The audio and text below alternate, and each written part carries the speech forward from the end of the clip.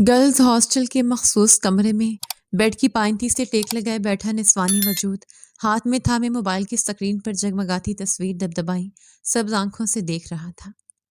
تم ایک انچاہا وجود ہو مہر، دیکھو سب کس قدر خوش ہیں، تمہارے بنا کسی کو بھی تمہاری کمی کا احساس نہیں۔ انہیں تو یہ تک معلوم نہیں کہ آج مہر کی حیات کے درخت سے ایک اور پتا گر چکا ہے۔ کیوں مما، بابا، آخر میں ہی کیوں آپ نے میرے حصے کی بھی محبت وانیہ کی جھولی میں ڈال دی؟ میں ہی کیوں آپ کی زندگی کا ایک انچاہا غیر ضروری وجود بن بیٹھی؟ تصویر پر نظر آتے عمر رسیدہ جوڑے کو تکتے وہ کرب سے سوال گو تھی کہ یکلخت نگاہ ان کے درمیان میں کھڑی وانیہ پر جا ٹھہری۔ گلابی لبوں پر طنز مسکان نے بسیرا کیا۔ وانیہ افندی، تم غاصب ہو میری محبت کی، میرے والدین کی۔ میں کیوں بھول جاتی ہوں کہ جب تلک تم ہو تب تلک مجھے وہ پیار، وہ محبت نہیں ملے گی جس کی میں حقدار ہوں۔ تمام محبتوں کی حقدار تم جو بن بیٹھی ہو، اور دیکھو میرے نصیب میں کیا آیا، یہ تنہائی، اور اب مجھے اس تنہائی سے محبت ہے۔ تلخی سے کہہ دی وہ اپنے آرس پر بکھرنے والی نمی انگلیوں کے پوروں سے سمیٹتے اپنا سر بیڈ کی پائنتی سے ٹکا گئی۔ اسپاٹ بے تاثر نگاہیں اطراف میں گھماتے وہ مدھم لیمپ کی روشنی میں ڈوبے کمرے میں ڈیرا جمائے بیٹھی تنہائی کو محسوس کرتی آسودگی سے مسکراتے گہرا سانس بھر گئی۔ اگر میں انہیں یاد نہیں تو وہ بھی مجھے یاد نہیں۔ خود کو باور کرواتے وہ کمرے سے ملحقہ واش روم کے جانب بڑھ گئی۔ ارادہ تیار ہوتے اپنے دوستوں سے ملنے کا تھا جنہوں نے اس کی سالگرہ کے موقع پر ایک سرپرائز پلان کیا تھا۔ وہ شدید تھکاوٹ کا شکار جلد از جلد گھر پہنچنا چاہتا تھا۔ ایک ضروری میٹنگ اٹینڈ کرنے کے سبب اسے دیر رات ہو گئی تھی اور اب بدن تھکن سے چور تھا۔ بھوری تکان بھری نگاہیں دو انگلیوں کی مدد سے مسلتے عباس نے اپنی توجہ سڑک پر مبذول کی، جہاں ایک نسوانی وجود کو اندھادھند سڑک پار کرتے دیکھ وہ بر وقت بریک لگا گیا۔ اس قدر احتیاط کے باوجود بھی گاڑی اس نازک وجود سے ذرا سی ہٹ ہوتی اسے زمین بوس کر گئی۔ عباس نے دان پیستے اسٹیئرنگ پر گرفت مضبوط کی۔ اس وقت اس کا انگ انگ آرام کا طلبگار تھا، لیکن اب یہ معاملہ پیش آ گیا تھا جسے یقیناً حل ہونے میں وقت لگنا تھا۔ عباس کو جی بھر کر طیش آیا اس نسوانی وجود پر جو دائیں بائیں دھیان دیے بنا اپنے دھن میں مگن سڑک پار کر رہی تھی۔ غصے سے کھولتے وہ گاڑی سے اترتے اس نازک وجود کے نزدیک آن کھڑا ہوا جس کی پشت اس کی جانب تھی۔ اندھی ہو تم یا بے عقل؟ اتنا بھی معلوم نہیں کہ سڑک دیکھ بھال کر پار کی جاتی ہے، نہ کہ یوں بے فکری اور لاپرواہی سے۔ مقابل کی پشت کو خونخوار نگاہوں سے تکتے عباس پھاڑ کھانے والے انداز میں بولا، او مسٹر، اندھے اور بے عقل ہوگے تم، جسے ایک چلتا پھرتا انسانی وجود نظر نہیں آیا؟ چلو میں اندھی ہی سہی، تم نے کیا آنکھوں کی جگہ ٹچ بٹن فکس کروا رکھے ہیں، جاہل آدمی؟ وہ مقابل کے لفظوں پر تل ملا اٹھی تھی، پلٹتے دو بدو پٹاخ سے بولی۔ اس کا پلٹنا تھا کہ عباس ساکن ہوا۔ سبز آنکھیں جن پر خمدار گھنیری پلکوں کا سایہ تھا، تیکھی ناک، گلابی کٹاؤدار لب، بھورے بال جسے اونچے جوڑے میں قید کیے چند لٹے چہرے کی طرف میں آزاد چھوڑ رکھی تھی، سرخ و سفید رنگت، متناسب بل کھاتا سراپا۔ وہ حسین تھی، بے حد حسین کہ اس کا یہ حسن عباس ملک کو چند ثانیے کے لیے مبہوت کر گیا تھا۔ وہ جو صنف مخالف کو دیکھتے نظریں جھکا لینے کا عادی تھا، اب ٹکٹکی باندھے مہر کی جانب دیکھ رہا تھا، جو اٹھتے اپنے کپڑوں پر لگی گرد ہاتھ کی مدد سے جھاڑتے اسے ناگوار نگاہوں سے گھور رہی تھی۔ عباس کی وارفتگی بھری نگاہ اس کے حسین چہرے سے ہوتے اس کے لباس پر سرکنے لگی۔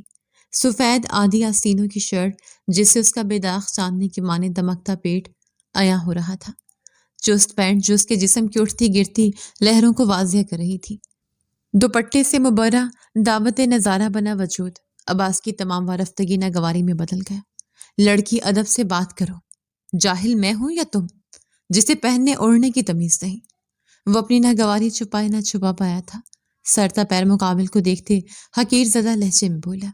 مہر اس کے لفظوں پر سر تا پیر سلگ اٹھی۔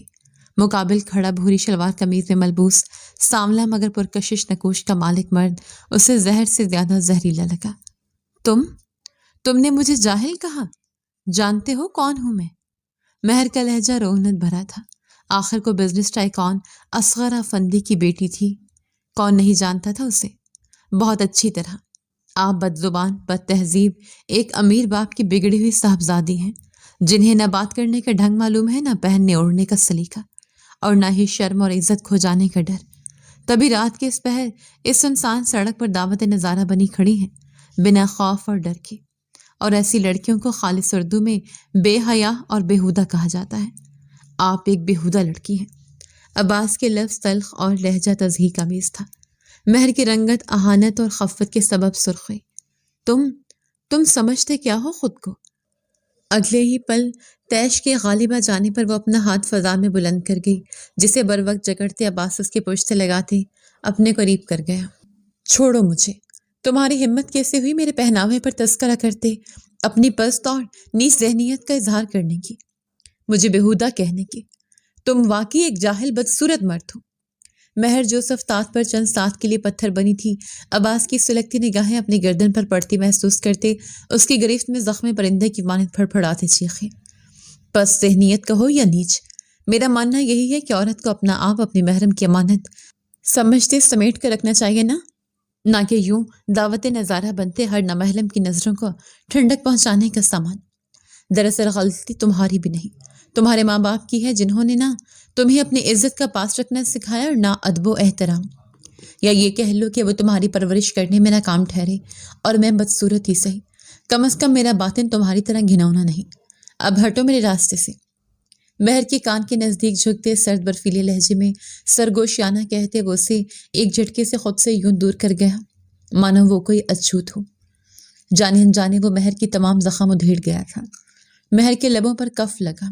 اس کے ماں باپ کے نزدیک وہ اس قدر ضروری ہی کب تھی کہ وہ اسے وقت دیتی، اسے سمجھاتے سکھاتے، غلط اور صحیح راہ دکھاتے۔ ادھیڑے گئے زخموں سے درد کی شدید ٹیسیں ابھرنے لگی، سبز آنکھیں پل میں ڈبڈبائیں۔ عباس نے 2 پل ٹھہرتے اس کی پشت کو تکا، توقع تھی کہ جواباً کوئی تلخ جواب آئے گا، لیکن محض خاموشی سے ہی سامنا ہوا۔ سر جھٹکتے وہ اس لڑکی کو مکمل نظر انداز کرتا اپنی گاڑی میں سوار ہوتے گاڑی آگے بڑھا لے گیا۔ مہر نے سینے پر ہاتھ باندھے چند قدم آگے بڑھائے اور سڑک کے کنارے آن کھڑی ہوئی، پلٹ کر ایک نگاہ تک اس شخص پر ڈالنا گوارا نہ کی جو اپنے لفظوں کے سبب اس کے زخموں پر نمک چھڑکتے اسے خود سے نفرت کرنے پر مجبور کر گیا تھا۔ عباس نے تھوڑی ہی مسافت طے کی تھی کہ اپنے ضمیر کی ملامت پر گاڑی روک گیا۔ عورت ذات ہے، رات کے اس پہر تنہا تو نہیں چھوڑ سکتا، زیر لب کہتا ابھی وہ گاڑی ریورس کرتا کہ بیک مرر سے نظر آتی مہر کے نزدیک جیپ رکتے اور پھر اسے اس میں سوار ہوتے دیکھ لب بھیج گیا۔ جیپ تیز رفتاری سے اس کے نزدیک سے گزری۔ عباس کی گرفت اسٹیئرنگ پر مضبوط ہوئی۔ اس لڑکی سے ہوئی چند لمحوں کی ملاقات اس پر یہ عیاں کر گئی تھی کہ وہ خود پسند مغرور طبیعت کے مالک ہے، جسے اپنے حسن اور دولت کا بے تحاشا گھمنڈ ہے۔ عباس کے دل نے شدت سے دعا کی کہ اب اس کا سامنا اس لڑکی سے کبھی نہ ہو، جو محض چند ساتوں میں ہی اس کا فشار خون حد درجہ بلند کرتے اسے شدید ناگواری میں مبتلا کر گئی تھی۔ گاڑی سٹارٹ کرتے اس نے اپنے گھر کی راہ لی۔ شکریہ عباس، آپ نے اپنے بزی شیڈیول سے ہمارے لیے وقت نکالا۔ ڈین خوشنودی سے اپنے ہمراہ چلتے عباس سے مخاطب ہوئے۔ اب آپ شرمندہ کر رہے ہیں سر مجھے، یہ میری درس کا رہی ہے، آپ میرے معتبر استاد ہیں، آخر کیسے ٹالتا میں آپ کی بات؟ عباس مودبانہ گویا ہوا۔ یونیورسٹی میں میتھ پروفیسر کی ضرورت تھی اور کوئی بہترین پروفیسر منتخب نہیں کیا گیا تھا، اسی سبب ڈین نے یہ ذمہ داری عباس کے کاندھوں پر ڈال دی تھی، جو یونیورسٹی کا قابل طلبہ رہ چکا تھا۔ پھر آپ کل سے جوائن کر رہے ہیں؟ ڈین نے تصدیق چاہی۔ جی بالکل، عباس نے سر کو خم دیا۔ سیاہ شلوار قمیض میں ملبوس، کاندھوں کے گرد آنکھوں کے ہمرنگ بھوری شال اوڑے وہ سانولا مگر پرکشش مرد اپنی باوقار اور بردبار شخصیت کے سبب نہ جانے کتنی لڑکیوں کے دل کی دھڑکنوں کے ساتھ کھیل گیا تھا۔ جوان، پھر آپ وزٹ کریں یونیورسٹی کا، ہم کل ملاقات کرتے ہیں۔ ڈین کے کہنے پر وہ سر کو ہولے سے جنبش دیتا آگے بڑھ گیا۔ ابھی وہ راہداری پار کر ہی رہا تھا کہ ایک بند جماعت کے دروازے کے اس پار سے سنائی دی تھی دبی دبی چیخوں کی آواز اس کے بڑھتے قدم روک گئی۔ عباس نے ماتھے پر بل لیے بند دروازے کی جانب دیکھا اور اگلے ہی پل وہ کئی خدشات میں گڑھا دروازے پر زوردار ضرب مار گیا۔ دروازہ خستہ حال تھا، اس کی ایک ضرب ہی کافی تھی اسے کھولنے کے واسطے۔ دروازہ کھلتے ہی جو منظر اس کی نگاہوں نے دیکھا وہ اسے جبڑے بھینچ لینے پر مجبور کر گیا۔ اس کی جانب پشت کیے کھڑی 3 لڑکیوں نے ایک لڑکی کو یرغمال بنا رکھا تھا۔ کیا ہو رہا ہے یہ سب؟ عباس دھاڑا تھا۔ 3 میں سے 2 لڑکیاں خوف کے سبب اچھلیں، جبکہ تیسری مطمئن انداز میں سینے پر ہاتھ باندھے پلٹی۔ عباس اسے دیکھتے ہی لمحے کے 1000ویں حصے میں اسے پہچان گیا۔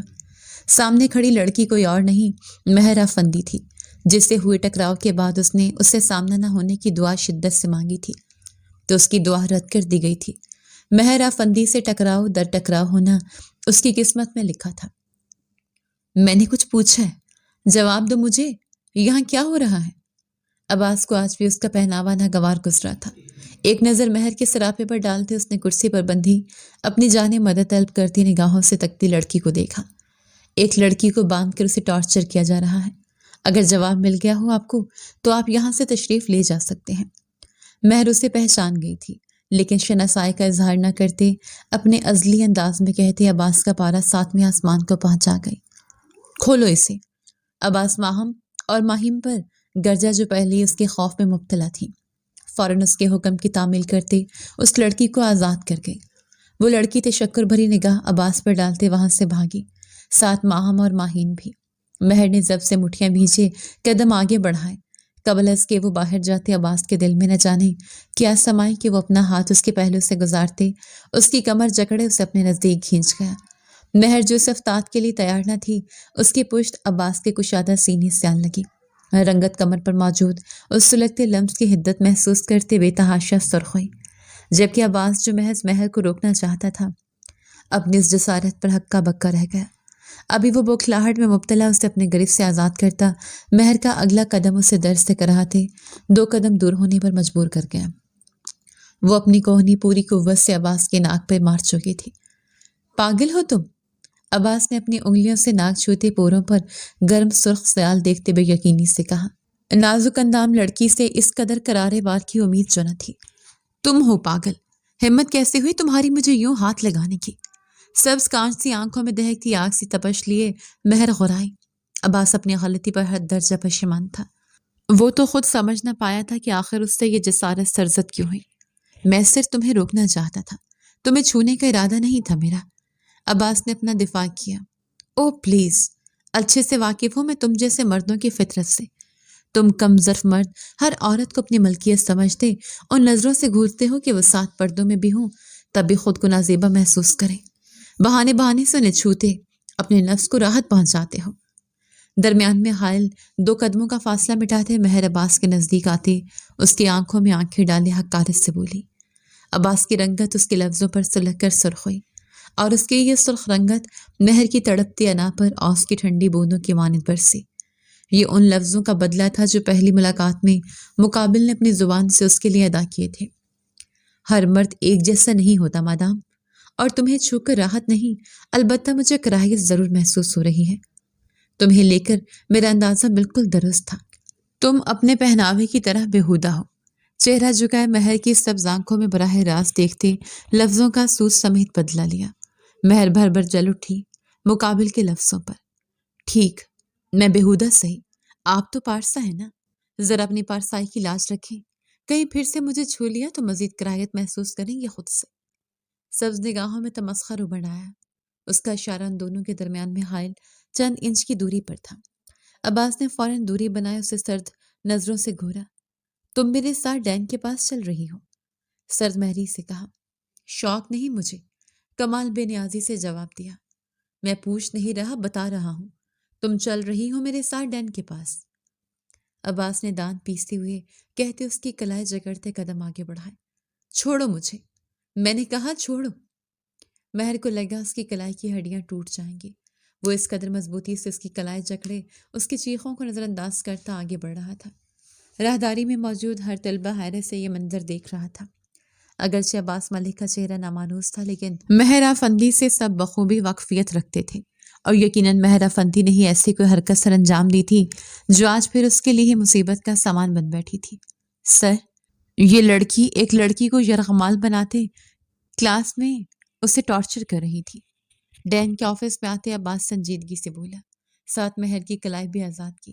مہر نے اپنی کلائی پر مقابل کی انگلیوں کے چھپے سرخ نشان دیکھتے اپنی کلائی سہلائی۔ مہر، یہ سب کیا ہے بیٹا؟ ڈین کا لہجہ نرم تھا، اور ان کا یہی نرم لہجہ عباس کو ٹھٹکا گیا تھا۔ مہر عباس کو نظر انداز کرتی ڈین کے نزدیک آتے ان کے کان میں سرگوشی کرتے وہاں سے نکلتی چلی گئی۔ عباس نے حیرانگی سے اسے یوں جاتے دیکھا۔ آپ اسے کیسے اس طرح جانے دے سکتے ہیں سر؟ عباس بے یقین تھا۔ اصغر افندی کو جانتے ہو؟ ڈین نے سوال کے جواب میں سوال کیا۔ جی، عباس نے سر کو خم دیا۔ معروف بزنس مین تھے، انہیں بزنس کی دنیا کا بے تاج بادشاہ مانا جاتا تھا۔ آخر کیسے وہ بزنس کی دنیا میں ہونے کے باوجود نام سے نہ آشنا رہتا؟ مہر ان کی بیٹی ہے اور بس یونیورسٹی کے ٹرسٹی امید ہیں آگے کچھ کہنے کی ضرورت نہیں پیش آئے گی۔ ڈین کا لہجہ جتاتا ہوا تھا۔ عباس نے ہاتھوں کی مٹھیاں بھینچی خود پر ضبط کیا۔ اب سمجھ آیا تھا مقابل میں اس قدر تکبر اور تفاخر کیوں کر موجود تھا۔ اس کا موڈ بڑی طرح خراب ہوا تھا۔ آفس سے نکلتے اس کی نظر نزدیک پلر سے ٹیک لگائے کھڑی مہر پر پڑی، جو اس کی جانب دیکھتے اب اپنی نظروں کا ارتکاز عباس کے ہاتھ کی جانب مرکوز کر گئی تھی۔ عباس کو پل نہ لگا تھا یہ سمجھنے میں کہ وہ کیا جتانا چاہتی ہے۔ اپنا ہاتھ اپنے شال سے رگڑتے عباس نے جتاتے نگاہوں سے اسے دیکھا۔ مہر اس کی اس حرکت پر کہہ لگا گئی اور عباس پتھر کا مجسمہ بنا۔ اس کی ہنسی کی چھنکار کئی ساز و سر کو ٹکر دے سکتی تھی۔ سفید ایک سیدھ میں چمکتے دانت دونوں گالوں پر پڑتے گڑھے جو آب و تاب سے جگمگاتے اپنی چھپ دکھلا رہے تھے۔ جس قدر حسین وہ تھی اس سے کئی زیادہ حسین اس کی ہنسی تھی، جل ترنگ سی ہنسی جو سماعتوں کو خیر کرتے۔ عباس کا پہلو میں دھڑکتا دل زوروں سے دھڑکتے خاموش ہوا۔ ایک ایسی ہی بیٹ اس نے تب مس کی تھی جب پہلی بار اس لڑکی کو دیکھا تھا۔ وہ ٹکٹکی باندھے اس کی جانب دیکھ رہا تھا، جس نے پاس کھڑی لڑکی کے ہاتھ سے پانی کی بوتل لیتے پانی اپنے کلائی پر ڈالی، گو کہ واضح کرنا چاہا تھا کہ اگر اسے اس کا لمس قبول نہیں تو اس کے نزدیک بھی اس کا لمس ناگوار ہے۔ اس کی یہ حرکت عباس کو ہوش کی دنیا میں لاپٹخ گئی۔ اس کے اعصاب چٹخ گئے۔ سر جھٹکتے اس نے قدم آگے بڑھائے۔ اس لڑکی کو نظر انداز کر دینے میں ہی اس کی بہتری تھی۔ تمہیں انہیں سچ بتانا چاہیے تھا مہر، وہ روز کے گروپ کی لڑکی تھی جو ماہم کو کل واش روم میں بند کر گئی تھی۔ ماہین کو عباس کا مہر کے ساتھ تلخ رویہ بالکل پسند نہ آیا تھا۔ صفائی دینا پسند نہیں مجھے ماہین، جسے جو سمجھنا ہے سمجھے، جواب دے رب کو ہوں، میں اس کی مخلوق کو نہیں، سنجیدگی سے کہتی وہ اپنے بھورے بال سمیٹنے لگی جو ہوا کے دوش پر لہراتے اس کی خوبصورتی میں مزید اضافہ کر رہے تھے۔ روز مخالف گروپ کی لیڈر تھی جو مہر کے حسن سے حسد کا شکار اس سے خار کھاتی تھی، جبکہ تمام طلباء کی ریگنگ کرنا، انہیں تنگ کرنا بھی اس کا پسندیدہ مشغلہ تھا۔ ماہا مہر کی دوست تھی جسے وہ کل اپنے گروپ ممبر کی مدد سے واش روم میں بند کر گئی تھی۔ اسی کا بدلہ آج مہر اس لڑکی کو کلاس میں بند کرتے لے رہی تھی۔ اس کی فطرت جو تھی جیسے کو تیسا دینے کی وہ مکافات عمل پر یقین رکھتی تھی، لیکن خود اپنے مخالف کو مکافات عمل کے راستے پر گامزن کرنا وہ اپنا فرض سمجھتی تھی۔ یہ میری جگہ ہے، روز اٹھو یہاں سے۔ جماعت میں قدم رکھتے ہی روز کو اپنی ساتھیوں سمیت اپنی جگہ بیٹھے دیکھ مہر سنجیدگی سے بولی، میں نہیں اٹھوں گی یہاں سے مہر۔ روز نے طنزیہ مسکان لبوں پر سجائے مہر کے نام پر زور دیا، میں تماشا بنانا نہیں چاہتی روز، تمہاری بہتری اسی میں ہے کہ تم یہاں سے اٹھ جاؤ۔ مہر نے ٹیبل پر ہاتھ رکھتے اسے سرد نگاہوں سے دیکھتے کہا، نہیں اٹھوں گی تو کیا کر لو گی تم؟ بابا کو بلاؤ گی؟ بابا کی پرنسس؟ اوپس، پرنسس نہیں کہہ سکتے تمہیں، وہ تو اپنے پیلس میں اپنے بابا کے ساتھ رہتی ہے اور تم تو ہاسٹل کے ایک چھوٹے سے کمرے میں، بابا بھولے جو بیٹھے ہیں تمہیں۔ وارکاری تھا، مہر کی رنگت سلگتے تانبے کی مانے سرخ ہوئی، اس کے زخم پھر ادھیڑے گئے تھے کہ روگا بلبلا اٹھی تھی۔ مہر نے آؤ دیکھا نہ تاؤ زوردار تمانچہ روز کے منہ پر رسید کیا۔ تم؟ روز کا گال اس تمانچے سے سنسنا اٹھا، جوابی وار کرنا چاہا لیکن ناکام ٹھہری۔ مہر اس کا ہاتھ جکڑے مروڑ گئی، پہلے بھی کئی بار تمہیں سمجھا چکی ہوں اور اب بھی سمجھا رہی ہوں، میری ذاتی زندگی میں دخل اندازی مت کرو روز، اپنے آپ پر اپنی زندگی پر توجہ دو۔ برفیلے لہجے میں کہتی وہ روز کا ہاتھ آزاد کرتے اسے دھکیل گئی۔ جھوٹ تو نہیں کہہ رہی میں، سچ ہے، اور سچ ہمیشہ کڑوا ہوتا ہے۔ کہہ دو ایسا نہیں ہے، تم ماں باپ کے ہوتے ہوئے بھی یتیموں والی زندگی گسر بسر نہیں کر رہی۔ روز اب بھی باز نہ آئی، کلائی سہلاتے زہرخن لہجے میں کہا، میں تمہاری جان لے لوں گی روز۔ مہر اس کے لفظوں پر آپے سے باہر ہوتے چیخی، اس کی جانب بڑھی۔ روز نے اپنا بچاؤ کرنے کے واسطے قریب آتی مہر کے بال جکڑے اور کچھ ہی پلوں میں جماعت میں باقاعدہ ریسلنگ کا مقابلہ جاری ہوا۔ عباس، جس کا بطور پروفیسر یونیورسٹی میں پہلا دن تھا، جماعت کے اندر آتے وہاں سے اٹھتے شور شرابے کو سنتے ٹھٹک سا گیا۔ قدموں میں روانی لائے وہ جو ہی جماعت میں پہنچا، اسے اپنا سر چکراتا ہوا محسوس ہوا۔ اس کی نظروں کے عین سامنے مہر اور روز آپس میں یوں گھتم گھتا تھیں مانو دو جنگلی بلیاں لڑ رہی ہوں۔ اپنی زندگی میں پہلی بار اس نے دو نسوانی وجودوں کے درمیان جھگڑا دیکھا تھا جو اس کی روح تک جھنجھوڑ گیا تھا۔ آج یہ بات ماننے میں اسے کوئی یار محسوس نہ ہوئی تھی کہ مردوں سے زیادہ عورتوں کی لڑائی خطرناک ہوتی ہے۔ چھوڑ ایک دوسرے کو۔ ہوش میں لوٹتا ان دونوں کے نزدیک آتا، مہر کے نام سے نعرے لگاتا، طلبہ پر ایک کرخت نگاہ ڈالتے اونچی آواز میں بولا، لیکن بے سود۔ وہ دونوں ہنوز ہاتھا پائی میں ہی مشغول تھی۔ میں نے کہا دور ہٹے دونوں ایک دوسرے سے۔ عباس نے ایک اور کوشش کی لیکن یہ بھی ناکام ٹھہری۔ اب ایک آخری راہ بچی تھی جو یقیناً مہر افندی کی توپوں کا رخ اس کی جانب کر سکتی تھی۔ عباس نے مہر کے عقب میں آتے دونوں ہاتھ اس کے پہلو میں باندھتے اسے روز سے دور کیا۔ چھوڑو مجھے، آج میں اس کی جان لے لوں گی۔ اس کی ہمت کیسے ہوئی میری ذاتی زندگی میں دخل اندازی کرنے کی؟ مہر اس وقت روز کی خون کی پیاسی تھی۔ عباس کی گرفت میں ماہی بے آپ کی ماں نے جھٹ پٹاتے بولی۔ عباس نے بامشکل اسے سنبھالتے روز کی جانب دیکھا جس کی شکل دیکھ اسے مشکل ہوا اپنا کہہ ضبط کرنا۔ مہر افندی اس کا حال بد سے بدترین کر گئی تھی۔ بالیوں کھڑے ہوئے تھے مانو کرنٹ لگ گیا ہو۔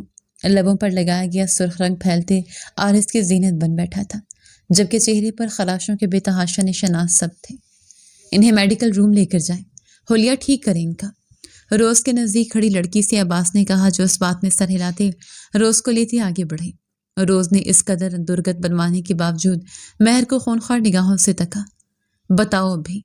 مہر پھر بے قابو ہوئی۔ روز اس کی دھمکی پر دم دباتے وہاں سے فرار ہوئی۔ چھوڑو مجھے، یہ یوں ہی پکڑے رکھنا ہے۔ مہر افندی کا تمام تیش اب عباس پر برسنے والا تھا، جس کے پیٹ پہ کوہنیوں جبکہ ٹانگوں پر وہ اپنے ہیل سے کئی وار کر چکی تھی۔ عباس نے فوراً اسے اپنے غریب سے آزاد کیا۔ مہر نے بگڑا تنفس لیے اسے گھورا۔ یہ جامعہ ہے یا ریسلنگ کلب؟ کیوں لڑ رہی تھی آپ اس سے؟ عباس نے کرختگی سے پوچھا۔ محترم، اپنی آنکھوں کا علاج کروائیں۔ لڑ صرف میں نہیں رہی تھی، وہ بھی برابر کی شریک تھی اس لڑائی میں۔ مہر تڑپ کر بولی۔ جانتی ہیں کس سے مخاطب ہیں آپ؟ عباس کے تیور اس لڑکی کے لب و لہجے پر تن اٹھے۔ میں آپ کو نادرہ کا کمپیوٹر دکھائی دیتی ہوں؟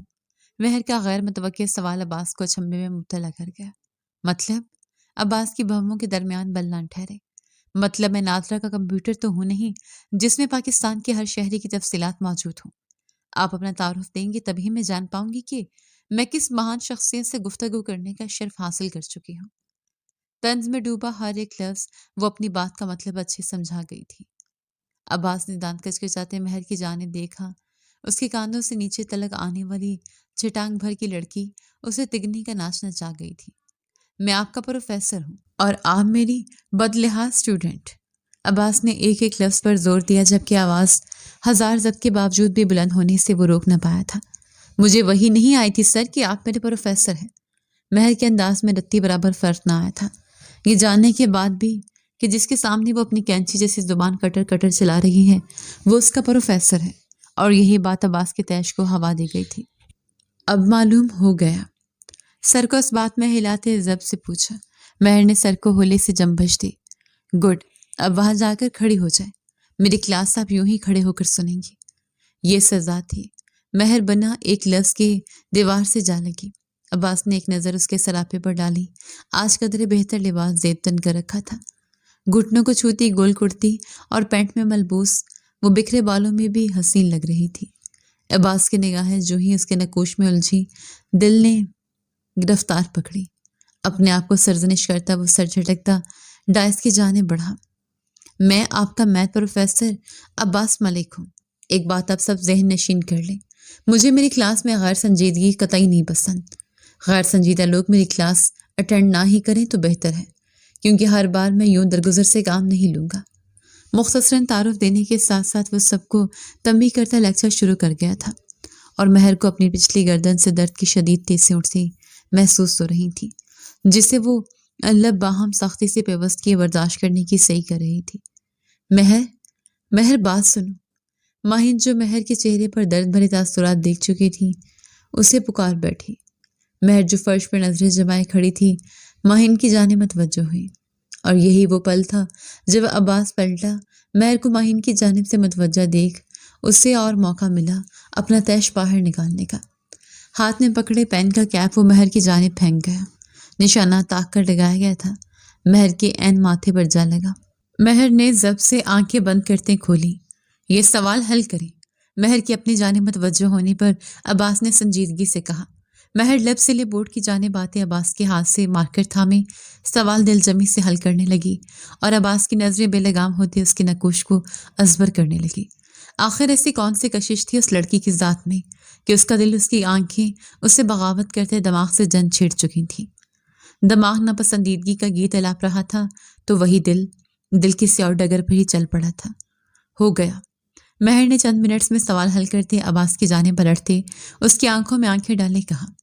عباس ہوش میں لوٹتے اپنی بے اختیاری پر خجل سا ہوا۔ نظریں بورڈ پر جمائے اس نے غلطی تلاشنی چاہی لیکن نہیں تلاش کر پایا۔ سوال ایک دم درست حل کیا گیا تھا۔ عباس کی بھویں دا دینے والے انداز میں ریز ہوئی۔ حسن بھی تھا، ذہانت بھی تھی، بس خرابی زبان میں تھی۔ عباس محض سوچتا رہ گیا۔ بیل بجی اور تمام طلبہ افراتفری کا مظاہرہ کرتے جماعت سے نکلتے چلے گئے۔ عباس نے بے گھیرا سانس بھرتے اپنے دکھتے سر کو دو انگلیوں کی مدد سے سہلاتے قدم جماعت سے باہر رکھا۔ ابھی چند قدم ہی وہ بڑھا پایا تھا کہ اس کی توجہ بینچ پر بیٹھی مہر کی جانب مرکوز ہوئی۔ اس کے بال ایک کاندھے پر موجود تھے جبکہ آنکھیں سختی سے میچ رکھی تھیں۔ وہ بینچ کا کنارہ مٹھی میں جکڑے اپنے زخم سے اٹھتا درد برداشت کر رہی تھی جس پر دوائی اس کے عقب میں بیٹھی ماہین لگا رہی تھی۔ ناخنوں کا وار تھا، زخم گہرا آیا تھا جس سے خون رس رہا تھا۔ عباس کے دل میں کسک سی ابھری، شدید پشیمانی نے آن گھیرا۔ وہ تمام قصور مہر پر ڈالتے اسے بھری جماعت میں جھڑک گیا تھا۔ کم از کم اسے سزا دینے سے قبل اسے بات کی تہہ تک پہنچ جانا چاہیے تھا۔ آپ کو انہیں میڈیکل روم لے کر جانا چاہیے، یوں زخم کے مزید بگڑنے کے چانسز ہیں۔ قریب آتے عباس متفکر ہوا۔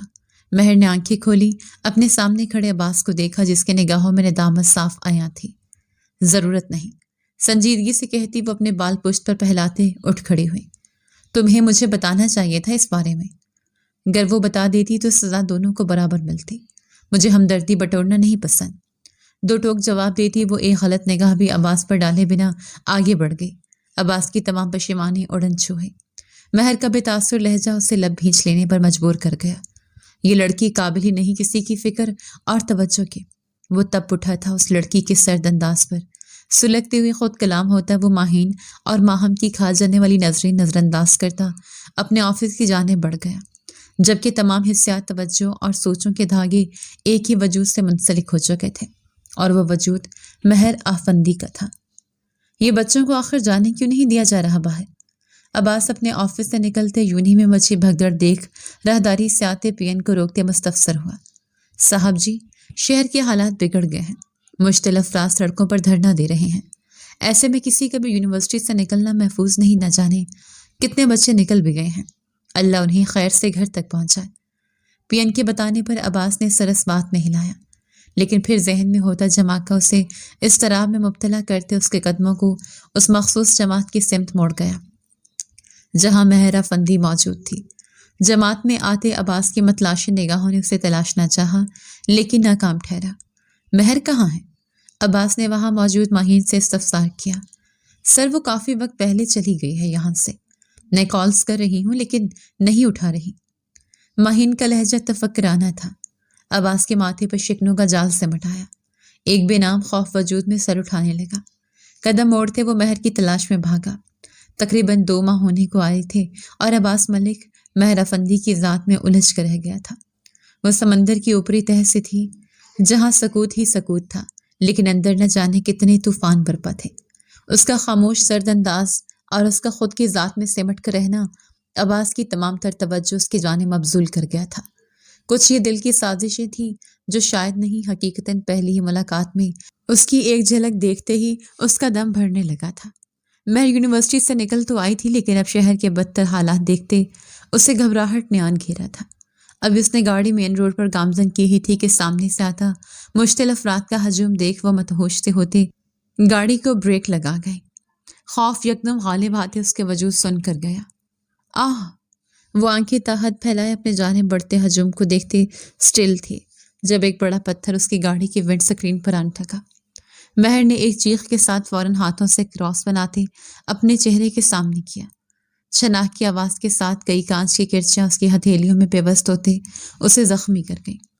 بدحواسی کے عالم میں وہ گہرے سانس بھرتے گاڑی سے باہر نکلی۔ जेब से फ़ोन निकालते मदद के लिए किसी को बुलाना चाहा कि उसी पल एक आदमी उसकी जानिब लोहे का राड लेते बढ़ा। कबल के वो उस पर वार करता महर के वजूद के गिर्द एक मजबूत हसार सा बंधा। दो मजबूत बाजू उसकी कमर के गिर्द लिपटते उसे खुद से कैद करते उसे वार से महफूज कर गए। महर जो खौफ के जेर असर अपनी आंखें सख्ती से मीच गई थी, खुद को महफूज पाते एक दर्द भरी कराह पर आंखें खोल गई। अब्बास को दर्द की ज्यादती से सुर्ख चेहरा लिए अपनी जानिब देखे पाकर वो साकत रह गई। मुकाबिल ने न सिर्फ उसे बचाया था बल्कि उस पर होने वाला वार भी अपनी पुश्त पर बर्दाश्त किया। आज पहली बार किसी ने उसकी हिफाजत की थी, कोई उसकी ढाल बना था। खौफ से तेज धड़कती धड़कनें थम सी गई, हवाएं साकिन हुई, आसपास का शोरगुल खामोशी में बदला। चलो मेरे साथ, अब्बास धीमे लहजे में कहता उसका हाथ मजबूती से जकड़े अपनी गाड़ी की सिमत बढ़ा। गाड़ी में बैठो महर। गाड़ी के नजदीक आते उसे गाड़ी में सवार होने की बजाय यूं ही खड़ा देख अब्बास दांत कचकचाते कहता उसे पिछली सीट पर धकेलते फौरन ड्राइविंग सीट पर विराजमान होता। गाड़ी सुनसान सड़क की सिमत मोड़ता, झाड़ियों में जा छुपा। अब्बास ने सुकून का सांस बहाल करते बैक मिरर से महर को देखा, जिसके गुमसुम अंदाज में रत्ती बराबर फर्क न आया था। क्या अकल से पैदल हो तुम? जब जानती थी कि हालात बिगड़ गए हैं तो यूनिवर्सिटी से बाहर क्यों निकली महर? पिछली नशिस्त पर आते उसके रूबरू बैठते अब्बास ने बरहमी से इस्तफसार किया। महर खामोश रही। मैं कुछ पूछ रहा हूँ महर, जवाब दो मुझे कि आखिर ऐसी कौन सी मुसीबत आन पड़ी थी कि तुम अपनी जान तक झोंके में डालते तनहा निकल पड़े। अब्बास उसे यूं खामोशी से खुद की जानिब तकता पाकर जिद हुआ था। आपको फिक्र हुई थी मेरी? वो उसका सवाल रद्द करते अपना सवाल कर गई जो ज़हन गुमान में मचल रहा था। नहीं, मेरा दिमाग खराब हो गया था जो तुम्हें यूनिवर्सिटी में ना पाते तुम्हारी तलाश में हवा के घोड़ों पर गाड़ी भगाते तुम तक आया और पुश्त पर तुम्हारे लिए जख्म भी खाया। उसका सवाल अब्बास को ताव दिला गया। उसके जख्मी हाथ अपने हाथों में जकड़े उसने खा जाने वाले अंदाज में जवाब दिया। महर दम साध गई। कुछ लफ्ज किस कदर पुरस्त्र होते हैं वो उसलिए यूनिवर्सिटी से भागा भागा आया था, न सिर्फ उसे बचाया था बल्कि उसके हिस्से में आया जख्म भी खुद खाया था और अब वो मुतफक्कर लहजे में उसे डपट रहा था। यह हैरत अंगेज था एक ऐसी बच्ची के लिए जो मोहब्बतों से महरूम हमेशा तन्हा रही थी। उसके लिए आज एक अनजान मर्द मुतफक्किर था। अब्बास की आंखों से झलकती फिक्र उसके बरहम लहजे में छुपे फिक्र महसूस करते महर अजीज से हंसी। सब्ज निगाहों में यकदम नमी उतर आई जो हर बंद तोड़ते आरस पर बह निकली। अब्बास ने हैरत और ताज्जुब से उसे देखा। उन सब्ज बेतासुर निगाहों में आज कोई तासुर लहरा रहा था। अजियत, तकलीफ, तड़प, हसरत, कर्ब, हैरत, बेयकीनी। अब न जाने क्या नाम था उस तासुर का। तुम वाकई पागल हो। मैं यहाँ तुम्हारी फिक्र में आधा हो गया हूँ और तुम हंस रही हो महर। या तो हंस लो या रो लो। यूं तो तुम मेरे लिए मुश्किल कर रही हो। यूं लग रहा है मी भी बरस रहा है और कौसे कज़ा भी अपने साथ रंगों के हमरा जलवा अफरोज है। अपने रुमाल से उसकी जख्मी हथेलियां साफ करते वो गंभीरता से बोला। नहीं जानता था कि क्या कह रहा है, न अपने लफ्जों का अंदाजा था, बस दिल की सदा थी जो जुबान से अदा हो रही थी। मत करे, मुझे आदत नहीं है। महर उसे अपने जख्मों पर रुमाल बांधता देख उसकी बात नजरअंदाज करते बोली। किस चीज की? अब्बास को अचंभा हुआ। उन इल्तफात की। सादा सा लहजा था लेकिन अब्बास को चुभा था। क्यों? वो खुद को पूछने से बाज ना रख पाया। बचपन से तरह नहीं होना। न जाने कितने जख्म खाए हैं जिन पे मरहम हमेशा मैंने खुद रखा है। अब आप ये कह रहे हैं तो अजीब लग रहा है। बरसों तह दामन रहने के बाद अचानक झोली का भर जाना अजब एहसास से दुचार कर जाता है। कुछ ऐसा ही महर के साथ था। अब्बास ठटक सका। इस कदर अमीर बाप की बेटी और बचपन से तन्हा बात कुछ हजम नहीं होने वाली थी। यूनिवर्सिटी से बाहर क्यों निकली? अब्बास ने दूजा सवाल किया। महर के मतवातर बहते आंसू में रवानी दराई। क्या बताती कि आज फिर माँ बाप की याद सताई थी और वो उनसे बात ना कर पाई थी। तुम चाहो तो बता सकती हो मुझे। जो भी बात है दिल में, मैं सुनकर लम्हों में भूल जाऊंगा। अब्बास ने उसे खामोश देख पेशकश की। वो चाहता तो उस लड़की को लेते उसकी तमाम उलझनें दूर हो सकी। उसकी बेतासुर निगाहें, उसकी मलावटी और मसनूई मुस्कान, उसका सर्द खुद में सिमटा अंदाज, उन सब के पीछे छुपी वजह वो जान पाए। क्या बताऊं, कहाँ से शुरू करूं? ये बताओ कि बचपन में मुझसे एक गलती सरजद हुई थी जिसकी बदौलत मेरे बाप ने मुझे अपनी मोहब्बत से महरूम कर गया। बच्ची थी मैं, 5 سال کی چھوٹی سی بچی وانیہ، میری چھوٹی بہن مجھے عزیز تھی، میں کیسے اسے جان بوجھ کے نقصان پہنچا سکتی ہوں؟ وہ رو رہی تھی، میں اسے مما کے پاس لے کر جانا چاہتی تھی، سنبھالی نہیں گئی، میرا پاؤں مڑا اور وہ سیڑھیوں سے گر گئی۔ مما بابا نے اس دن پہلی بار مجھ پر ہاتھ اٹھایا، مجھے غصے سے دیکھتے کمرے میں بند کر دیا۔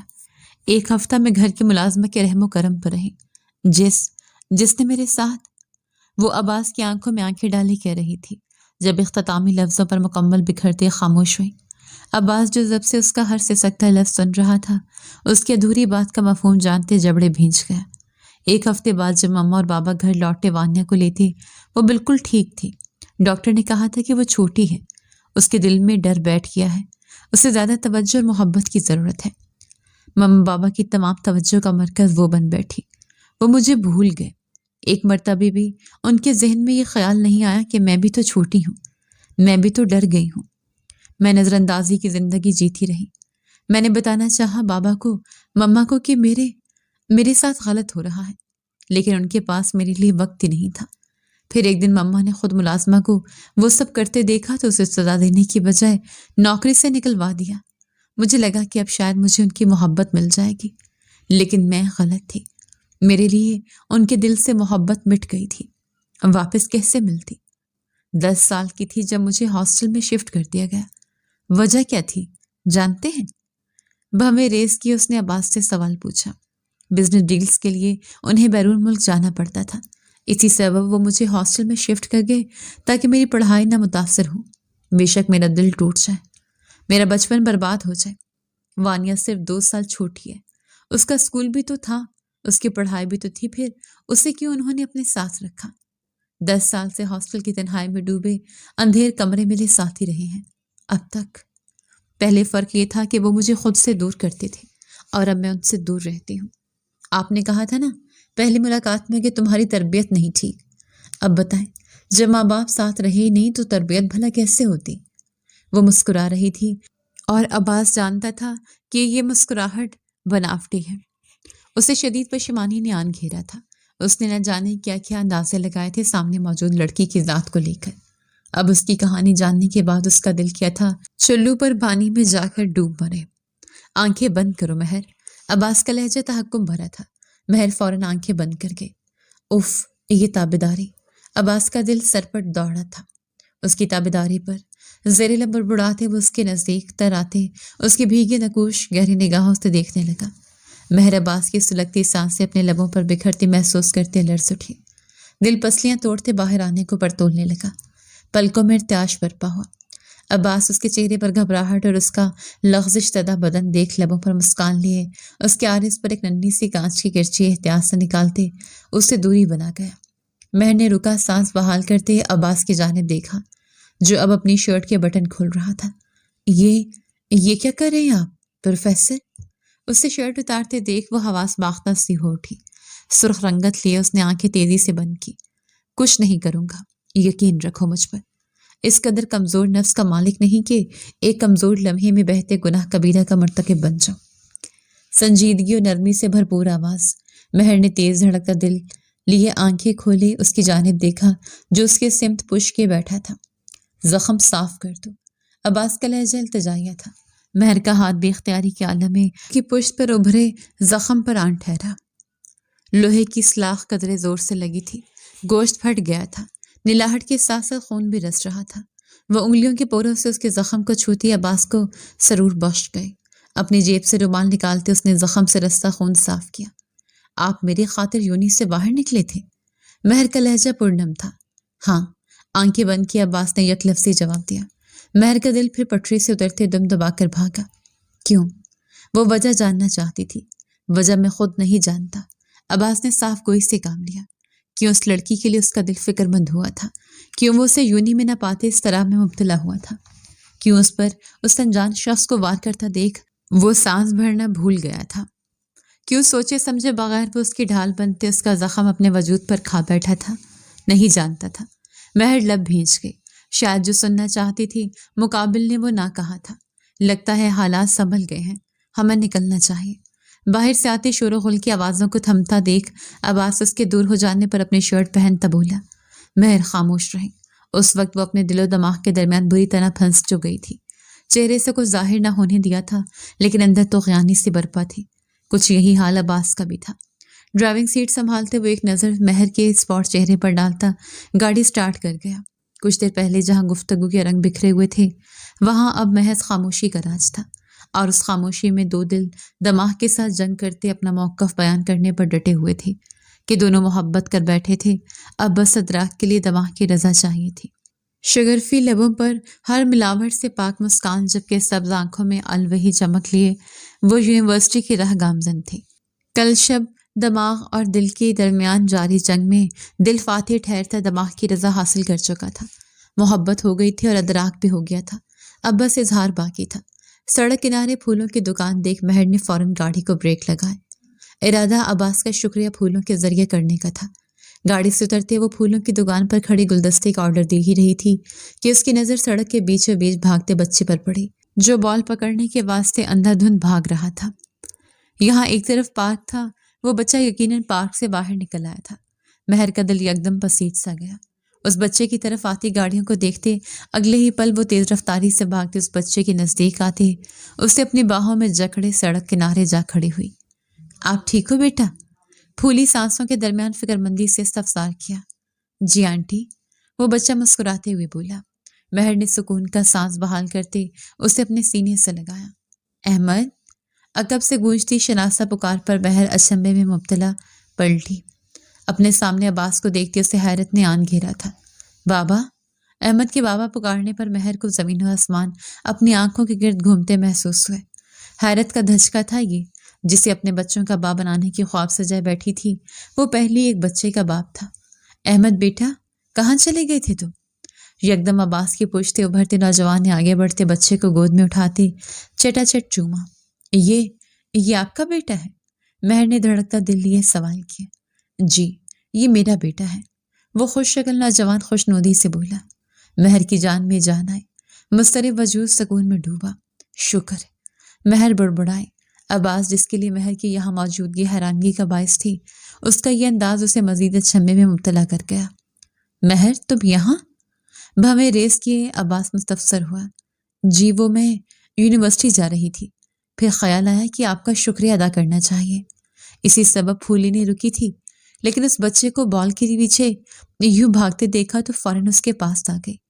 लहजा बदला था, अब बेतासुर न रहा था। उसमें एहसास से मिटाया था, एहसास से मोहब्बत। मेरा शुक्रिया, लेकिन किस लिए? अब्बास की निगाहें वरफ्तगी से उसके हसीन चेहरे का तवाफ कर रही थी।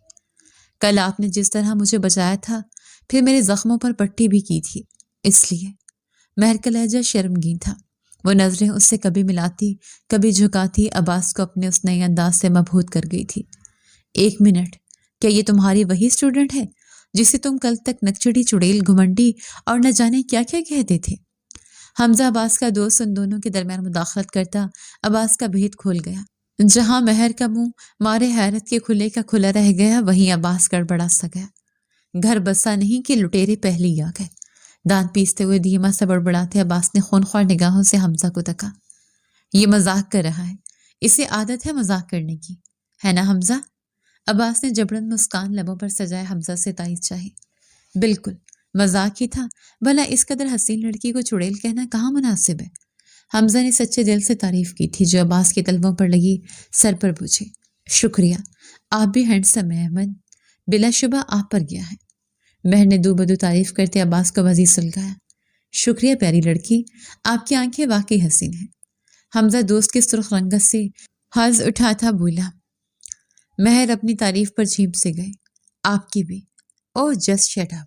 महर जो तकल्लुफ निभाने को हमजा की जवाबन तारीफ कर गई थी, अब्बास को धाड़ पर उछल पड़ी। क्या तुम्हें देर नहीं हो रही यूनी के लिए महर?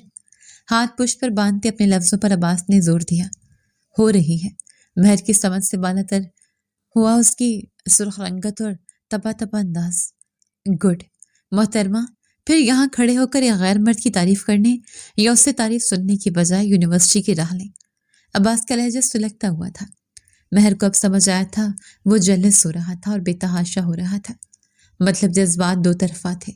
ओके अब्बास, शरीर लहजे में उसका नाम पुकारती वो अपनी तयों से अपने जज्बात से आगाह करती अपनी गाड़ी की सिमत भागी। अब्बास, اس نے میرا نام پکارا، اس نے مجھے پروفیسر نہیں میرا نام۔ اف خدایا! عباس اس کے لبوں سے ادا ہوتے اپنے نام کی تاب نہ لایا۔ بے ربطگی کے عالم میں بولا، اشارہ ہے بدھو، محبت کرتی ہے تجھ سے؟ حمزہ کو اپنے دوست کی حالت پر ہنسی آئی۔ محبت کرتی ہے؟ عباس نے دیوانگی کے عالم میں یہ لفظ دہرائے جو اس کی روح تک کو سرشار کر گئے تھے۔ مبارک ہو، جذبات یک طرفہ نہیں مسٹر عباس ملک، آپ کا محبوب بھی آپ سے محبت کرتا ہے۔ مہر کے آنے سے قبل عباس حمزہ سے اس کی ہی بات کرتا اپنی محبت کا اظہار کر گیا تھا۔ عباس جس ادراک سے ہی اب تک نہ سنبھلا تھا، محبوب کی محبت جاننے کے بعد فرط مسرت ڈوبا۔ کب جانا ہے کراچی اور کیوں؟ حمزہ نے سوال کیا۔ کچھ دیر پہلے عباس اس سے اپنی روانگی کا ذکر بھی کر چکا تھا۔ کل جانا ہے، بابا اپنے کسی دوست سے ملوانا چاہتے ہیں، ان کا کہنا ہے بزنس کے لیے یہ ملاقات ضروری ہے۔ عباس نے مہر کی نظروں سے اوجھل ہوتی گاڑی کی سمت دیکھتے جواب دیا۔ حمزہ سر کو خم دے گیا۔ مہر نے بھی گاڑی یونیورسٹی کے پارکنگ میں روکی ہی تھی کہ اسکرین پر جگمگاتے اپنے والدہ کے نام کو دیکھ وہ حیران ہوئی۔ مارے حیرت اور خوشی کے وہ فوراً میسج اوپن کرتے پڑھنے لگی، جہاں لکھی چند سطروں پر مشتمل تحریر اس کی خوش دیدنی کر گئی۔ اف خدایا! میں بے انتہا خوش ہوں۔ محبوب کی آنکھوں میں اپنے لیے محبت اور جلن بھی دیکھ آئی ہوں، اور ماں باپ بھی مجھے واپس اپنے پاس بلا رہے ہیں۔ خوشیاں مہر افندی کا راستہ ڈھونڈ چکی ہیں۔ گاڑی سے باہر اترتے وہ خوشی سے جھوم اٹھی تھی۔ اس بات سے انجان کے غم اب تک اس کی راہ میں حائل تھے۔ وہ دونوں حیرت اور بے یقینی کے گہرے سمندر میں ورتازن ایک دوسرے کے سامنے آمنے بیٹھے ایک دوسرے کو تک رہے تھے۔ جہاں عباس اصغر افندی کو اپنے والد کا دوست اور یہاں مہر کی موجودگی کے سبب اجنبی اور ادھیڑ بن میں مبتلا ہوا تھا، وہی مہر کو لگ رہا تھا وہ ضبط کھوتے ماری تکلیف و کرب کے چیخ پڑے گی۔ یہاں آتے ہی اسے یہ جو معلوم ہوا تھا کہ اس کی جھوٹی بہن کو دیکھنے اصغر افندی کا دوست اپنے بیٹے کے ہمراہ آ رہا ہے۔ وہ دوست عباس کے والد اور لڑکا عباس نکلے گا، مہر سوچ بھی نہ سکتی تھی۔ نظریں جھکائے اپنے کانپتے ہاتھوں کو باہم رگڑتی وہ عباس سے مکمل اجنبیت برتتے عباس کی الجھن میں مزید اضافہ کر رہی تھی۔ پھر کیا خیال ہے ملک صاحب، کب ہم اس دوستی کو رشتہ داری میں بدل رہے ہیں؟ اصغر صاحب کا سوال جہاں عباس کو خوش و فہم کر گیا تھا، وہی مہر سے وہاں بیٹھنا دو بھر ہوا تھا۔ بس عباس نے دیکھ لیا وانیہ، اس کو جلد ہم عباس کے نام کے ساتھ منسوب کر دیں گے۔ عباس کی تمام خوش فہمی وانیہ نام پر صدمے میں بدلی۔ وہ آنکھیں حیرت سے پھاڑے اپنے ماں باپ کی جانب دیکھے گیا، جنہوں نے اس کی مرضی تو دور اسے آگاہ کرنا تک ضروری نہ سمجھا تھا۔ بابا! بے یقینی کے زمرے میں قید وہ محض یہی بول پایا۔ عباس گھر چل کر بات کریں گے بیٹا، اس بارے میں تب تک آپ وانیہ سے بات کریں، ہم بزنس کے بارے میں کچھ اہم پوائنٹ ڈسکس کر لیں۔ ملک صاحب کا لہجہ تنبیہ کردہ تھا۔ عباس کو کہتے وہ اپنی اہلیہ اور اصغر صاحب کے ہمراہ وہاں سے نکلتے لان کے سمت بڑھ گئے۔ اکا میں صرف 3 لوگ ٹھہرے، وانیہ، مہر اور عباس۔ میں کمرے میں جاتی ہوں، ایک ضروری کال کرنی ہے۔ مہر یکدم چھا جانے والی دبیز خاموشی سے گھبراتے اپنی جگہ سے اٹھتے ایکسکیوز کرتے اپنے کمرے کی جانب بڑھے۔ تو آپ کیا کرتے ہیں عباس؟ وانیہ جس کی پسندیدہ نگاہوں کا محور نہ جانے کتنی دیر سے عباس بن بیٹھا تھا، بات کا آغاز کر گئی۔ معذرت، میں ذرا یہ کال ریسیو کر لوں، ارجنٹ ہے۔ عباس جس کی توجہ اور حسیات کے تمام دھاگے مہر کی ذات میں الجھ گئے تھے، وانیہ سے معذرت کرتا اس سمت ہو لیا جہاں مہر گئی تھی۔ وانیہ کا چہرہ اہانت کے مارے دھواں دھواں ہوا۔ آپ ایسے کیسے اندر آ سکتے ہیں عباس؟ باہر جائے کوئی دیکھ لے گا تو قہر برپا ہو جائے گا۔ مہر مزید اپنے آنسوں پر بند نہیں باندھ پائی تھی۔ کمرے میں داخل ہوتے اس نے دروازہ بند کرنا چاہا کہ عباس کو سرس سے اندر داخل ہوتے دروازہ بند کرتے دیکھ وہ بول اٹھی، رو کیوں رہی ہو تم؟ وہ جس قدر خوف میں مبتلا تھا، عباس کا اطمینان اس قدر قابل دید تھا۔ آپ کو غرض نہیں ہونی چاہیے، جائیں باہر ابھی اور اسی وقت، آپ کی ہونے والی بیوی آپ کا انتظار کر رہی ہے۔ مہر کا لہجہ سرد ہوا۔ غلط، میں اپنی ہونے والی بیوی سے ہی محو گفتگو ہوں۔ عباس نے اس کا آنسوں سے تر سرخ چہرہ والہانہ نگاہوں سے تکتے جواب دیا۔ آپ ہوش میں نہیں ہیں عباس، آپ کا رشتہ وانیہ کے ساتھ طے ہوا ہے، میرے ساتھ نہیں۔ مہر بھونچکا سی گئی تھی اس کے جواب پر۔ میں بھی جا کر صاف انکار کر دوں گا اس رشتے سے۔ مجھے شادی اصغر افندی کی بیٹی سے کرنی ہے، لیکن بڑی بیٹی سے۔ درمیان میں حائل فاصلہ مٹاتے وہ مہر کے نزدیک آتا گمبھیرتا سے بولا۔ مہر کا دل اس کے لفظوں پر سر پر دوڑا تھا۔ آپ ایسا کچھ نہیں کریں گے۔ عباس کی بھوری آنکھوں میں سبز آنکھیں گاڑے اس نے اپنے لفظوں پر زور دیا۔ نہیں چاہتی تھی کہ پھر وہ قصوروار نہ ہوتے ہوئے بھی اپنے ماں باپ کی نظروں میں غلط ٹھہرے۔ اور کون روکے گا مجھے؟ میں جا کر انہیں بتاؤں گا کہ مہر افندی سے محبت کرتا ہوں اور مہر افندی مجھ سے۔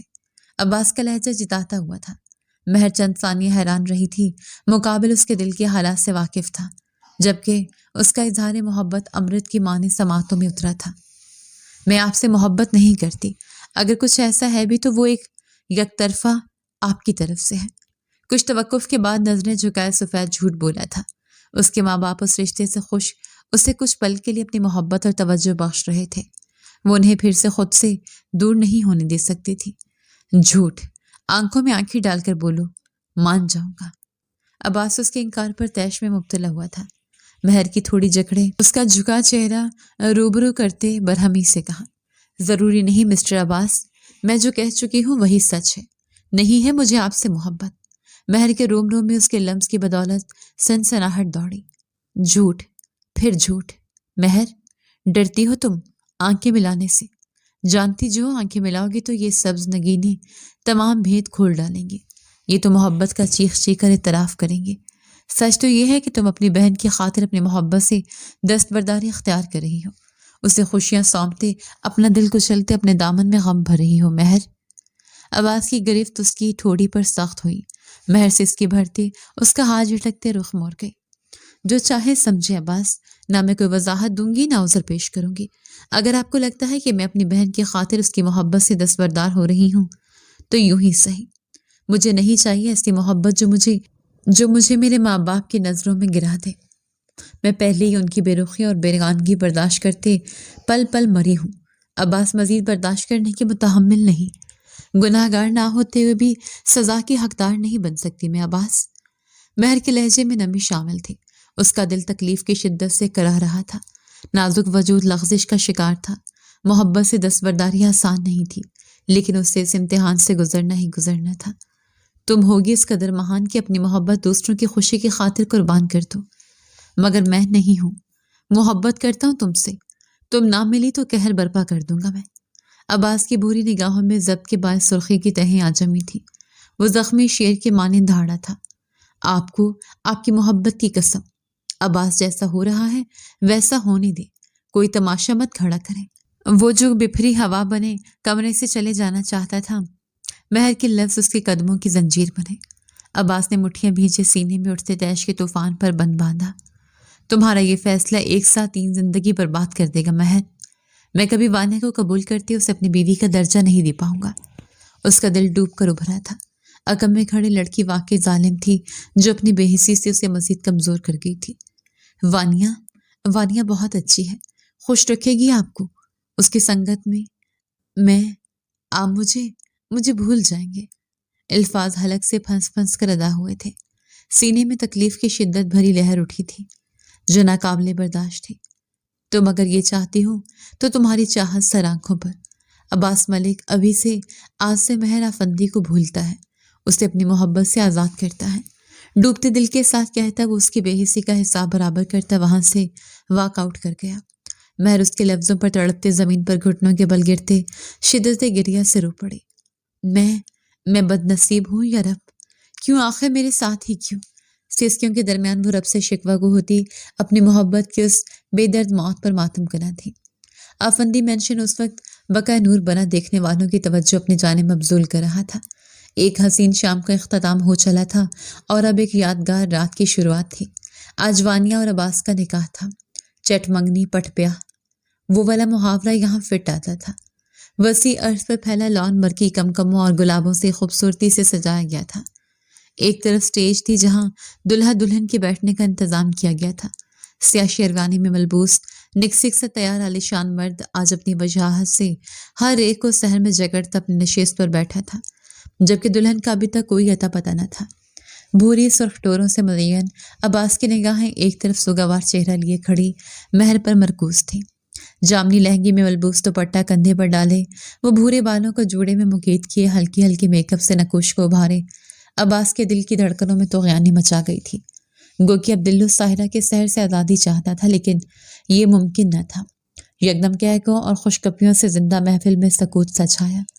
تمام مہمانوں کے ہمراہ اسٹیج پر موجود عباس اصغر افندی، ان کی اہلیہ اور عباس کے والدین کی توجہ کا بھی مرکز وہاں آتی وانیہ بڑھی، جو بجائے دلہن آپے کا روپ دھارے سادہ سے لہنگے میں ملبوس مہر کی جانب بڑھتی اس کا ہاتھ تھام گئی تھی۔ مہر جو اپنا چہرہ چھپائے اپنے سود و ضیاع میں مشغول تھی، اس اچانک افتاد پر ہڑبڑا اٹھی۔ وانی چھوڑو مجھے، کہاں لے جا رہی ہو؟ سب کی نگاہوں کا مرکز خود کو بنا کر دیکھ مہر نے اس کے ہاتھ سے اپنا ہاتھ آزاد کرنے کی صحیح کرتے کہا، رک جاؤ، لگ جائے گا پتہ۔ وانی کا لہجہ سر تھا۔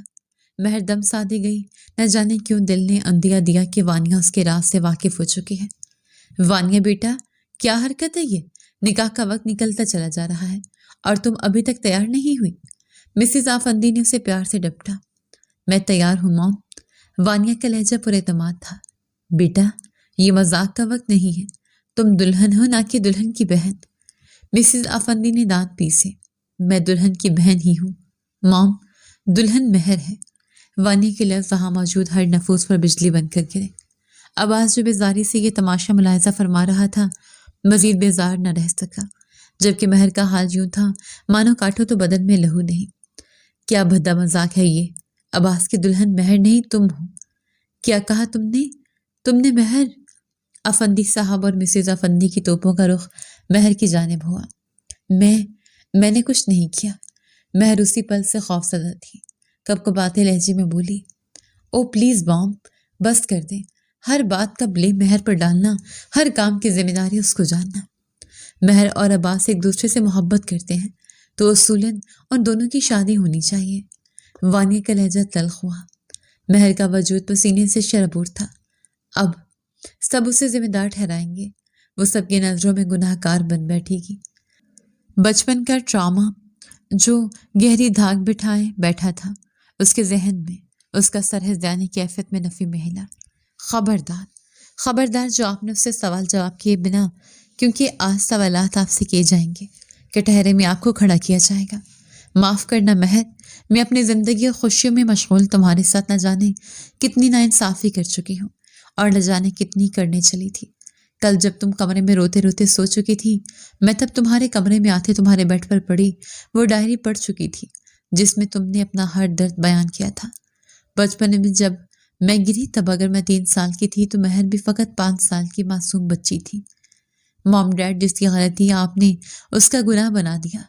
میں بچپن سے یہ سمجھتی آئی تھی کہ مہر کا رویہ اب دونوں کے ساتھ حد درجہ تلخ ہے، لیکن یہ نہیں جان پائی کہ اسے تلخ بنانے والے بھی آپ ہی ہیں۔ جس قدر میرا خیال آپ نے رکھا اس قدر خیال اور توجہ کی حقدار مہر بھی تھی۔ جس طرح آپ لوگوں نے مجھے چھوٹا جانتے خود سے دور نہیں کیا تھا، بالکل اسی طرح آپ کو مہر کو بھی خود سے دور نہیں کرنا چاہیے تھا۔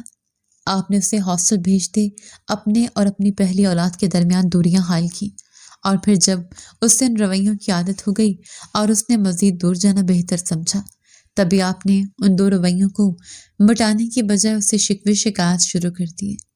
غلطی آپ دونوں کی ہے مام ڈیڈ، آپ برابری نہیں کر پائے۔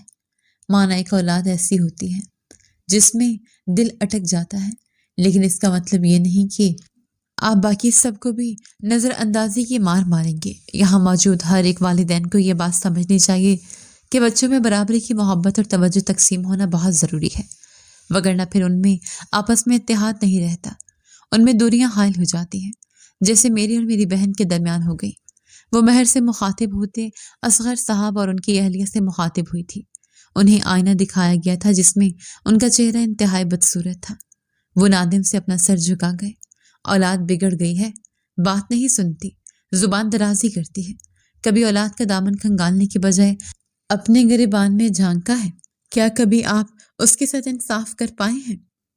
مہر زاروں قطار رو رہی تھی اور وانیہ وہ نم نگاہوں سے آج اپنی بہن کے لیے چٹان بنی کھڑی سٹینڈ لے رہی تھی۔ کتنا بڑا دل ہے تمہارا، اپنی ہی محبت قربان چلی تھی میری خاطر۔ وہ تو بھلا ہو میری متجسس طبیعت کا جو عباس کو تمہارے کمرے کی سمت جاتا دیکھ فوراً جاگ گئی۔ تبھی تو جاسوس بنتے میں تمہاری تمام باتیں سن پائی۔ وانیہ کا لہجہ شریر تھا۔ مہر کے آنسو انگلیوں کے پوروں سے صاف کرتے بولی۔ مہر روتے روتے ہنس دی۔ نہیں جانتی معاف کرو گی تم یا نہیں، لیکن تہ دل سے پشیمان ہوں۔ مہر، مزید تمہارے ساتھ کوئی زیادتی نہیں ہونے دوں گی۔ وانیہ کی آواز بھر آئی تھی۔ اس سے قبل وہ ہاتھ جوڑتی مہر اس کے سینے سے لگتی نفی میں سر ہلا گئی۔ بہن کو معاف کر دیا، کیا ہمیں بھی معافی ملے گی؟ کبھی کبھار والدین محض اپنے حقوق یاد رکھتے واقعی اپنے بچوں کے ساتھ ناانصافی کر جاتے ہیں بیٹا۔ نادم ہیں ہم اپنی غلطیوں پر، تہہ دل سے معافی کے طلبگار ہیں۔ اصغر صاحب کے نزدیک آتے محبت سے کہنے پر وہ فوراً ان کے گلے سے لگی، تمام رنجشیں بھول بیٹھی۔ اب نکاح کرنا ہے یا نہیں؟ بہنوئی صاحب پہلو در پہلو بدلتے ہیں، کلی میں مبتلا فیصلے کا منتظر ہیں۔ وانیہ نے شرارت بھری نظروں سے عباس کو دیکھتے آنکھیں گھمائے ڈرامائی انداز میں کہا۔ مہر نے نظریں عباس پر مرکوز کی، جو عین اسی پل اس سے نگاہیں پھیر گیا۔ خفگی کا بھرپور اظہار کیا گیا تھا۔ ویسے مہر کوئی کہہ رہا تھا کہ تم نہ ملی تو قہر برپا کر دوں گا، اب دیکھو کیسے گھنا میسنا بنا بیٹھا ہے۔ وانیہ باز نہ آئی تھی۔ عباس نے دانت پیستے اسے خشمگین نگاہوں سے گھورا۔ مہر اب کی بار اپنا کہکا ضبط نہ کر پائی۔ اچھا چلو بس باقی شرارتیں بعد میں، بہن کو بٹھاؤ، وقت نکلا چلا جا رہا ہے نکاح کا۔ مسز افندی کے کہنے پر وانیہ سر کو ہولے سے جمپش دیتی مہر کو لیے صوفے کی جانب بڑھی، جہاں عباس پہلے سے براجمان بےتابی سے ایجاب و قبول کے بلاحال مکمل ہونے کے منتظر تھا۔ وانیہ کے قدم نے آج 3 زندگیاں برباد ہونے سے بچائی تھیں۔ وہ مہر کا ایک راز اپنے دل میں چھپائے کمال محالے سے اپنے والدین کو ندامت اور پشیمانی میں مبتلا کر گئی تھی۔ شب زواف کی مناسبت سے سجے بیڈ پہ اس کے وسط میں اپنا لہنگا پھیلا براجمان وہ عباس کی منتظر تھی۔ رخصتی سے کچھ پل پہلے وانیہ اور مسز افندی نے اسے سر تا پیر نئی نویلی دلہن کی مانند سجایا تھا۔ اب وہ منتشر دھڑکنیں لیے آنے والے لمحات کو سوچتے محجوب سی تھی۔ کمرے کا دروازہ کھلنے اور پھر اپنے سمت بڑھتے قدموں کی دھمک محسوس کرتے مہر کو اپنا دل کانوں میں بجتا محسوس ہوا، لیکن پھر جب کئی ثانیے بعد بھی اسے بیڈ پر اپنے نزدیک عباس کی موجودگی نہ محسوس ہوئی، اسے اچنبھے نے آن گھیرا۔ شرم و حیا کو پرے رکھتے وہ گھوم کر اٹھ لٹ گئی اور اگلے ہی پل دھک سے رہ گئی۔ موصوف صوفے پر دراز اپنی آنکھوں پر بازو رکھے آرام فرما رہے تھے۔ مہر کا منہ حیرت کے مارے واہ ہوا۔ کچھ توقف یوں ہی بے یقینی کے زمرے میں قید رہنے کے بعد وہ دانت پیستے ہوئے اپنی جگہ سے اٹھتے اس تک آتے اس کا بازو جھنجھوڑ گئی۔ کیا ہے؟ عباس تو جیسے اسی پل کا منتظر تھا، پھاڑ کھانے والے انداز میں بولا۔ مہر اس کے یوں چیخنے پر دل پر ہاتھ رکھ کے پیچھے ہوئی۔ عباس نے اسے خون آشام نگاہوں سے دیکھا، لیکن اگلے ہی پل اس کی سبز آنکھوں میں آنسو دیکھ، اسے ہونٹ پر ہونٹ جمائے رونے کی تیاری پکڑتے دیکھ وہ حواس باختہ ہوا۔ کیا ہوا جانم؟ اس پر غصہ کرتے ناراضگی کا ارادہ دھرت کا دھرا رہ گیا۔ وہ تو اسے رونے کی تیاری پکڑتے دیکھ ہی پگھل گیا تھا۔ میری کمر اکڑ کر تختہ بن گئی آپ کا انتظار کرتے کرتے۔ ایک تو آپ نے دیر سے آئے اور پھر میرے پاس آنے کی بجائے مجھ سے محبت کے 2 بول بولنے، مجھے رونمائی کا تحفہ دینے کے بجائے یہاں اس صوفے پر آرام فرما رہے تھے، اور تو اور جب مجھے پوچھنے آئے تو مجھے جھاڑ دیا۔ وہ بھرائی آواز میں اسے اس کی شکایت لگاتی آخر میں رو پڑی۔ عباس کی سمجھ میں نہیں آیا اس کے انداز پر ہنسے یا پریشان ہو۔ میں تو مذاق کر رہا تھا، اس قدر رومانٹک شادی ہوئی ہے، ہماری سوچا تھوڑا سا اور مزہ شامل کیا جائے۔ عباس نے بہانہ گڑھا۔ یہ کوئی موقع مذاق کا؟ آنسو تھم سے گئے، تیش مٹایا۔ وہ تپتی نگاہوں سے اسے دیکھتی تڑخ کر بولی، نہیں۔ عباس نے فوراً سے نفی میں سر ہلایا۔ معافی مانگی آبا۔ مزید آنکھیں بڑی کرتے اسے ڈرانا چاہا۔ معاف کر دو جانم۔ عباس نے کمال تابیداری کا مظاہرہ کیا، ایک شرط پر، سینے پر ہاتھ باندھے احسان کر دینے والے انداز میں کہا۔ حکم۔ عباس نے پشت پر ہاتھ باندھتے سر تسلیم خم کیا۔ 1 ہفتے بعد جو میتھ کے پیپرز ہیں اس میں آنے والا ہر سوال مجھے بتائے گے۔ اب سمجھ آیا تھا محترمہ کہ یہ سب ڈرامے اس سبب تھے۔ عباس نے دانت پیسے۔ شرم کرو مہر، اس قدر نکمی بھی نہیں ہو تم۔ عباس نے اسے شرم دلانی چاہی۔ نکمی نہیں ہوں، لیکن جب شوہر پروفیسر ہو تو تھوڑا بہت فائدہ اٹھانے میں کوئی قباحت نہیں۔ منمناتے ہوئے اپنی ہی منطق پیش کی۔ بالکل، جس طرح حسین بیوی کا بھی فائدہ اٹھانے میں کوئی قباحت نہیں۔ وہ یکدم پٹری سے اترا تھا۔ سرخ جوڑے میں بور سجایا اس کے سامنے اس کی محبوبہ بیوی کے روپ میں کھڑی تھی۔ اس کے جوان جذباتوں میں تلاطم مچنا ہی تھا۔ ایک ہی جذب میں مہر کے نزدیک آتے اسے اپنی باہوں میں بھرتے، بیڈ پر گرتے وہ اس پر حاوی ہوتا، اس کا ہکا بکا چہرہ دیکھ ایک آنکھ فنگ کر گیا۔ شرم کریں، بیوی کا فائدہ اٹھائیں گے؟ مہر کا لہجہ تحریر زدہ تھا۔ شرم گئی تیل لینے۔ میں تو جی بھر کر اپنی بیوی کا فائدہ اٹھاؤں گا، مطلب محبت جتاؤں گا۔ اس کی آنکھوں میں تیش دیکھ کر وہ فوراً اپنے جملے کی تصحیح کرتا اس کے چہرے پر جھکتی اپنی محبت کے پھول کھلا گیا۔ رات دھیرے دھیرے سرکتی چلی گئی اور دونوں ایک دوسرے کا ساتھ پاتے مکمل ہو گئے۔